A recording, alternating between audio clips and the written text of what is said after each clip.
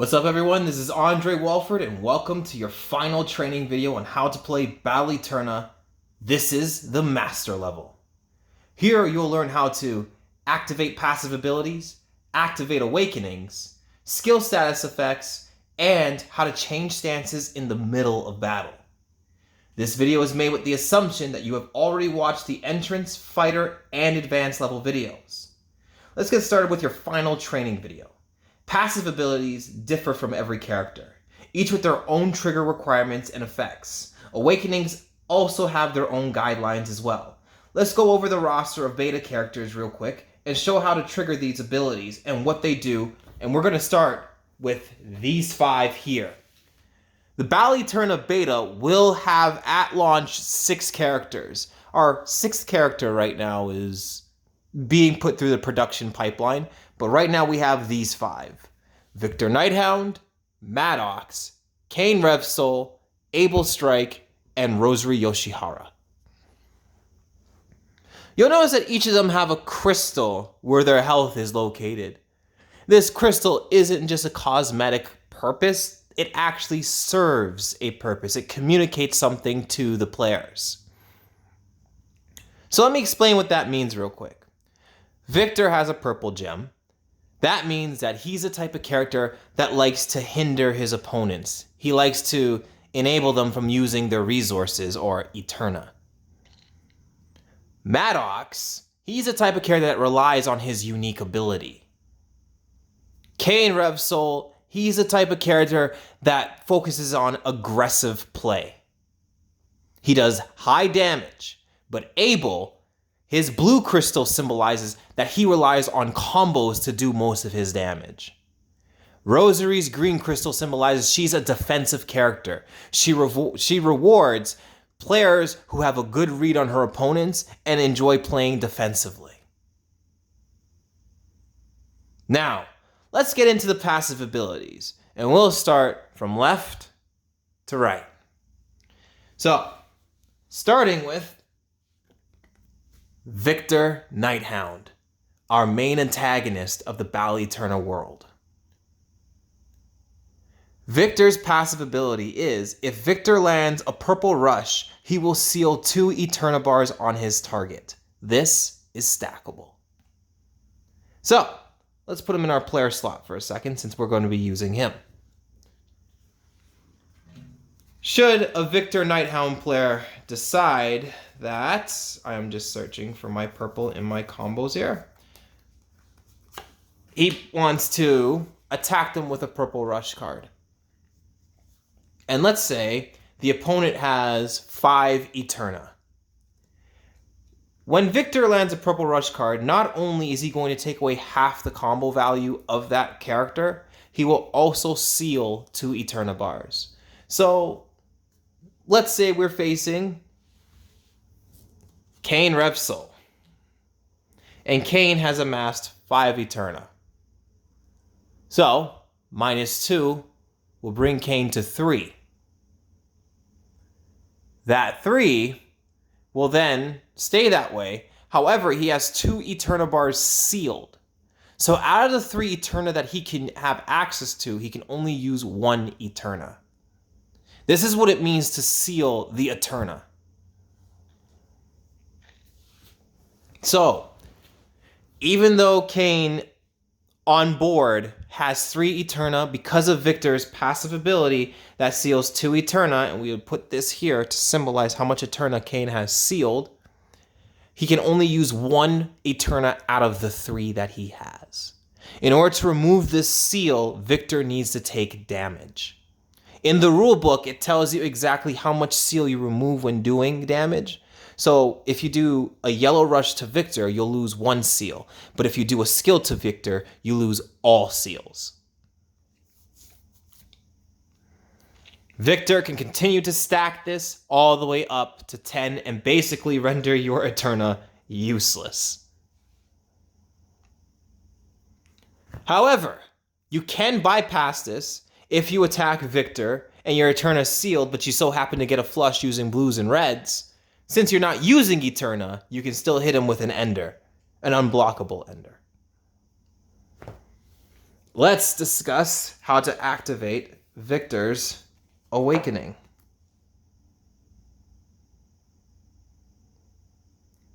To activate Victor's Awakening, you need to guard 6 enemy red rushes. So, if Cain, throughout the course of this game, if I guard 6 red combo cards, my Awakening, Victor's Awakening, will be activated. The effect is, the enemy will gain 1 seal on their Eterna per turn. So every time their turn comes around, they already have 1 Eterna sealed, and this will stack.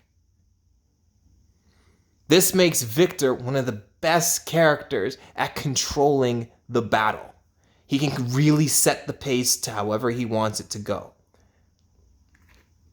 So we'd put that in the Awakening slot. Let's get Victor's pile out the way real quick. And let's say Cain comes at me with a red rush and I guard it. I would use a die to symbolize how many reds I've guarded throughout the game until I reach 6. Once I reach 6, my Awakening gets tapped because now for the rest of the game, I am awakened. So you want to be very careful when using red combo cards on Victor. Victor players will probably want to be, every time they defend, they want to spam the red cards and hope that you'll hit them with red, but at the same time, they run the risk of getting easily flushed by the blues. Moving on.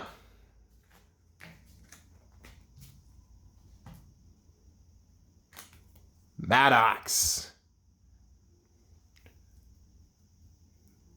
Mattox's passive ability, or his unique ability, is very different from the others per se. Well, of course, all of them are. It wouldn't be unique.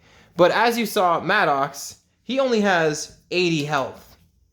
So why would you pick a character with such a low health pool that can probably get nuked in 1 turn? Well, to put it simple, Mattox has an ability where he can convert the Eterna that he has. Let's say he has 5 Eterna. Mattox can turn that 5 into armor that can consume 5 damage. So, let's say for Mattox, I want to turn all 5 of my Eterna bars into armor. I would have 0 Eterna, but 5 armor. That Eterna is now converted into armor. So, technically, Mattox can now take 50 damage without losing any HP.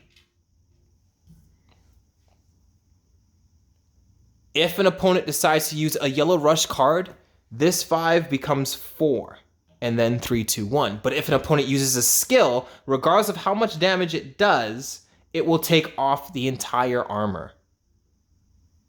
So, let's say Cain, we'll just keep using Cain as our example, decides to use his aggressive slaughter, and he EXs it for 15 damage. It will do 0 damage, but remove Mattox's armor.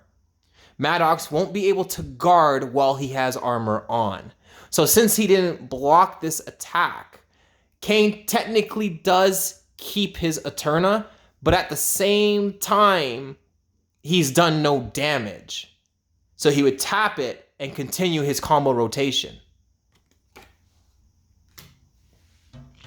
But this would remove all of his armor. Depending on how much armor Mattox has equipped, let's say he has 3 armor, that means out of 10 Eterna, he'll only have access to 7. Since the remaining 3 is being used to keep his armor activated. So technically you are using your Eterna bar, but for armor purposes. Moving on. Let's talk about Ox's Awakening. The artwork's the same for all the Awakening, so let's say we use Mattox's Awakening. What this does is basically, now his armor doesn't take from his Eterna pool. What happens is, when you have, let's say, 8 Eterna, right? If you have 8 Eterna, you can turn all 8 of that into armor and still have access to 8 Eterna. It allows you to use your Eterna and still build armor, of course, bringing your armor to a maximum of 10, which would make you guard 100 damage.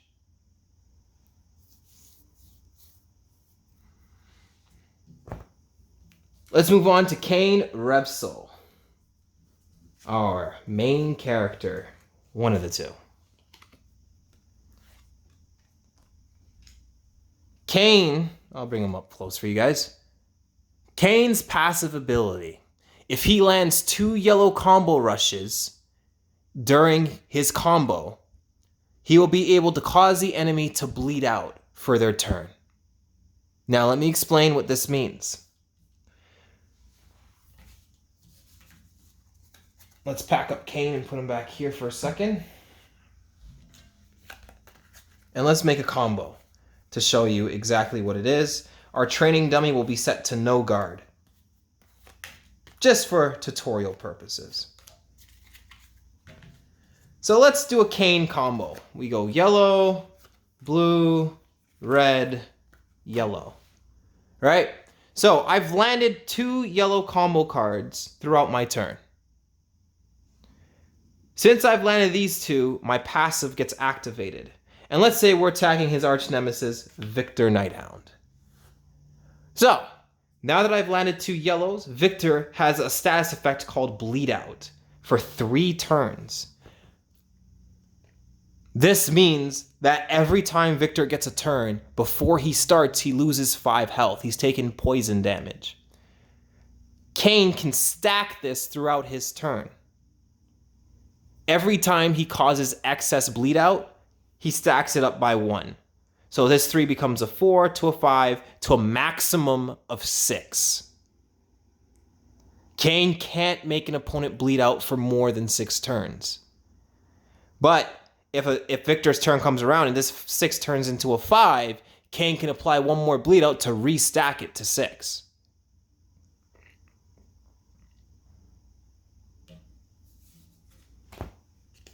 This passive ability is so long as Cain lands 2 yellows throughout his turn. Not in a single combo, but throughout his turn. So, if I decide to go 2 reds, 1 blue, 1 yellow, so far that's 1 yellow rush that's hit during my turn. I play a skill, and then I play another combo, and let's mix it up. Let's just say I reverse it. The yellow comes out first. Throughout my turn, I've now landed 2 yellows, so now Victor gets 3 turns of bleed.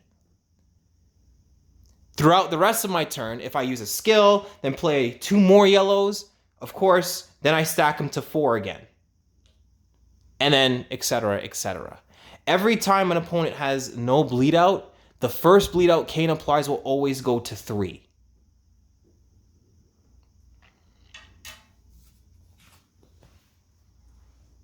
Cain's Awakening makes him even more scarier. As I said before in a previous video, the Awakenings turn your characters into boss characters. So, in order to activate Cain's Awakening, you first need to bring the bleed out to 6. Once you bring the bleed out to 6, you consume it away from your opponent. So you can say, okay, now that this bleed out's at 6, I want to activate Cain's Awakening. This removes the 6 bleed out stack, so Victor has no more bleed out, but the Awakening is activated. And now that's activated, every time Cain applies bleed out, he heals 5 HP on his turn, while Victor loses 5 HP on his turn. His being Victor. Moving on. I don't think I discussed Mattox's activation, but in order to activate Mattox's passive, you have to flush an opponent 3 times throughout the battle. But let's move on to Abel. Bring him up close for you guys. Abel's Strike has a passive where on his 3rd or 6th combo card, if it's a blue, Abel can buff any of his skills by 5 damage for the turn. So, let's bring these 2 up here. And let's lay out some of Abel's skill. Let's lay out one of Abel's skill cards just to give you guys a visual representation of what's happening. We'll use his opener, the circuit driver.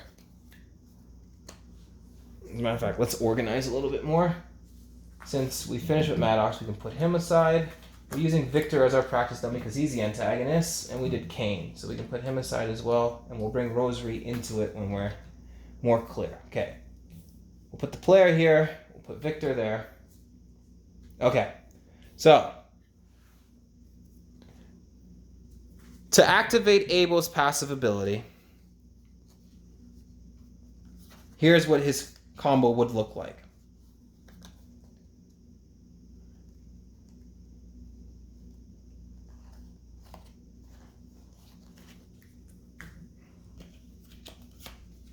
Okay, again, the opponent has no guard. So we're going to go 1 Eterna, 5 damage. And remember, on his 3rd and 6th card, if Abel plays a blue rush on his 3rd or 6th, he can buff any skill that he wants by 5 extra damage for the turn. 3rd card. It is not guarded. So since that landed, I will use a die and symbolize that I have buffed this once. So now the circuit driver's 15 damage becomes 20 for this turn. Let's continue.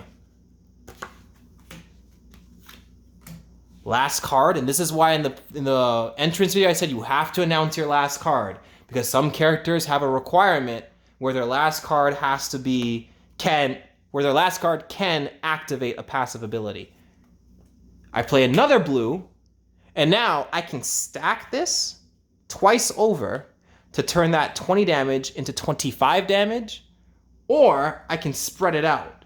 So I buff this by 5, and let's say I also want to buff my overdrive. So it does 30 unblockable damage, but if I buff it, it will do 35 unblockable damage. However, I must use these buffs before my turn ends.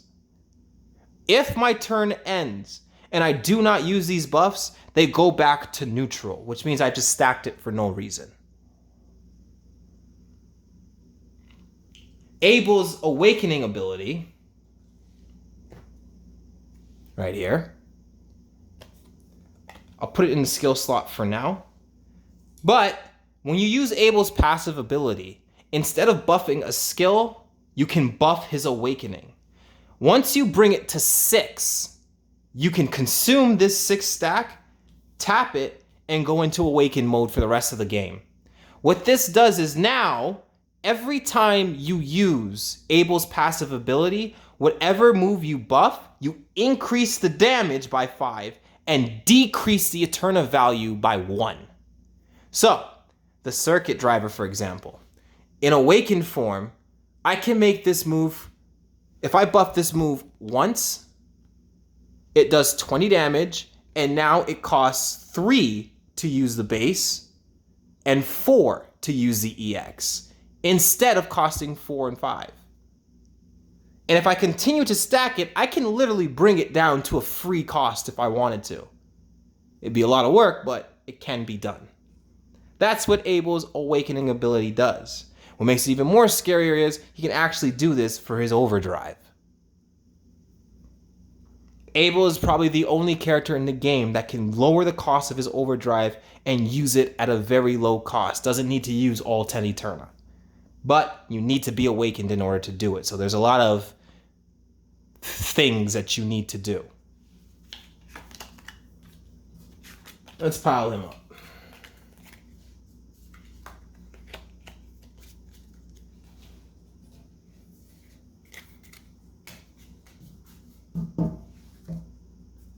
Rosary Yoshihara. Rosary's passive ability is a defensive ability. So for every 2nd, 4th, 6th, 8th, and 10th combo rush Rosary guards, she will gain 1 Eterna.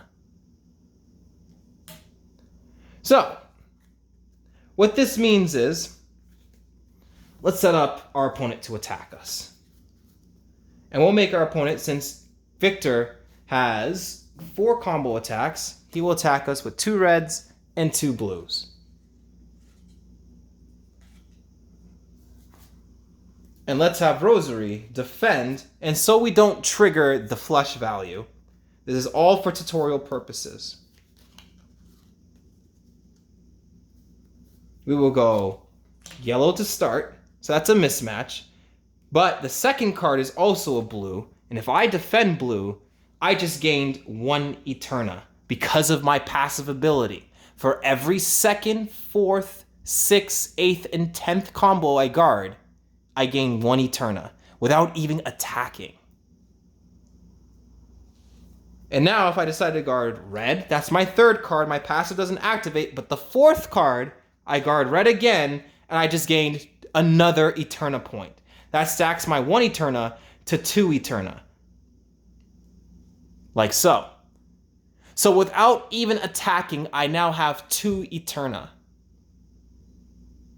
Victor can go into a rotation, and if he does another combo, and I continue to guard his evens, his 2, 4, 6, 8s, and 10s, I can keep stacking it, and then when my turn comes, I already have Eterna to go.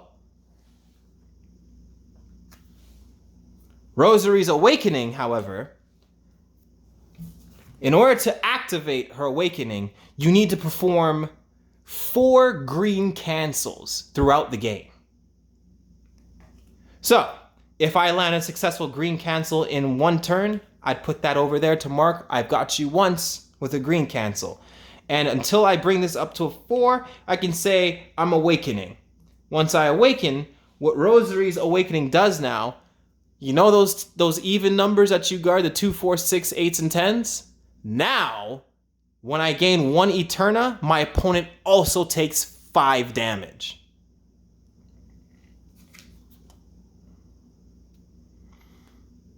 So that really does a lot more and adds a lot more pressure to your opponent, especially because Rosary has 100 health. She can siphon up Eterna if you have a good read. She's a very difficult character to play, but very rewarding if you have a good read on your opponent.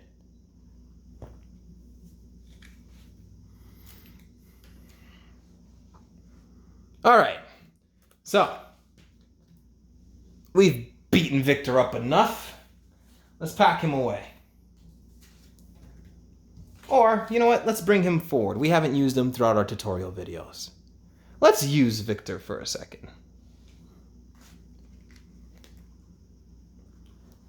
And we'll put him in his heaven stance. We'll put his overdrive down, his awakening, and we'll have him go heaven.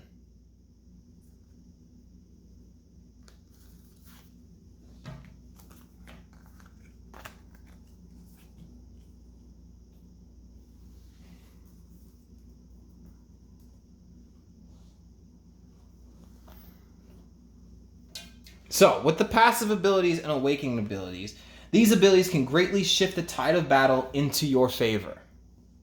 But be careful.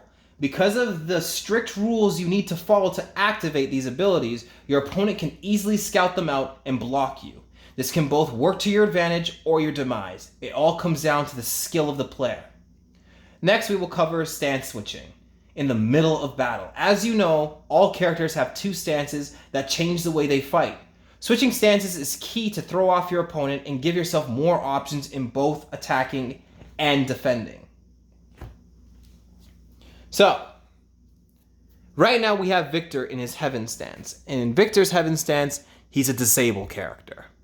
In his hell stance, he builds more Eterna. So, let's just say, for the sake of sakes, I want to hinder my opponent's resources. I have him in heaven. However, it's not really working out for me, or maybe it is, but I want to change my angle a little bit. My opponent can kind of read what I'm doing. So, at the start of my turn, so long as I haven't started my turn, I can declare I am changing stances. I would pack up all of my heaven cards.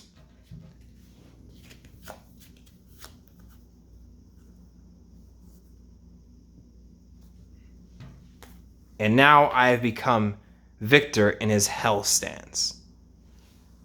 Now I'll be using his hell cards.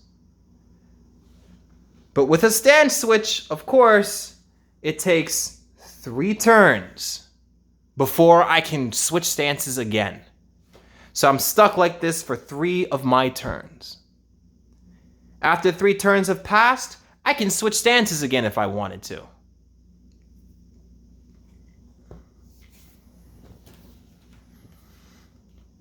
Switch it up every now and then to give yourself an edge in combat.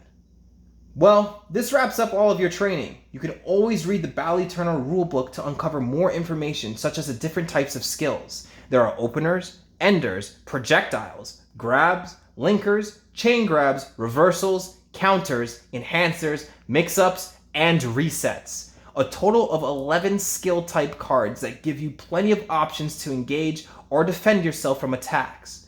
The rulebook covers all of these and plenty more. Learning all of these will bring you to the next level we call One with Eterna. Figure out your fighting style and dominate your opposition.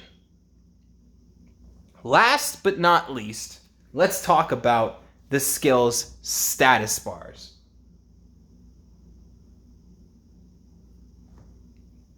Now, in the skill status bar, you will notice the terms. Let me pull up some. We'll pull this one up. Oh, perfect. This one up. And I'm going to pull a skill from Mattox. You should have a minor. There it is. So. And we need a fatal, but I'll explain all that. So, in the status bars, you'll notice that it says minor, safe, or fatal, and sometimes they'll have 2 instead of 1, minor and fatal. Basically, what happens is, if a minor card gets guarded by an opponent, so if you use a skill and they block it, you enter what's called a minor debuff. You're minorly vulnerable. What this means is the next single Yellow Rush card your opponent plays will do an additional 5 damage. So for their first Yellow Rush card in their combo, it will do 10 damage instead of 5. And then the rest will just do 5 damage. This debuff is only affected by 1 Yellow Rush card. If, for example, let's find one for a better representation. Right here. If, for example, the status says fatal, and they guard your attack, then what happens is you are fatally vulnerable. This means that a Yellow Rush card will do an additional 10 damage to you, which means 1 Yellow Rush will do 15 damage, and then the remainder will do 5.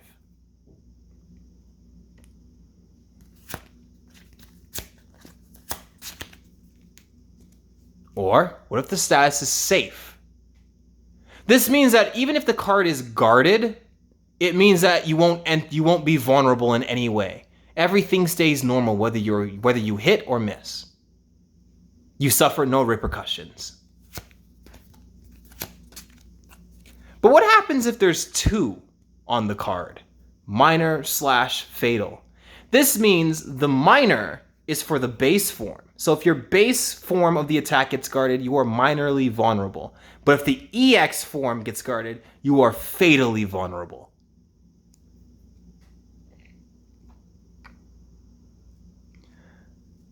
Should the attacker come at you and they don't decide to use their Yellow Rushes for whatever reason, if they're afraid you might scout it, so they're trying to get the unblockable flush, or whatever the case may be, should the attacker not use a yellow, if your turn comes and that debuff hasn't been capitalized on, it goes away.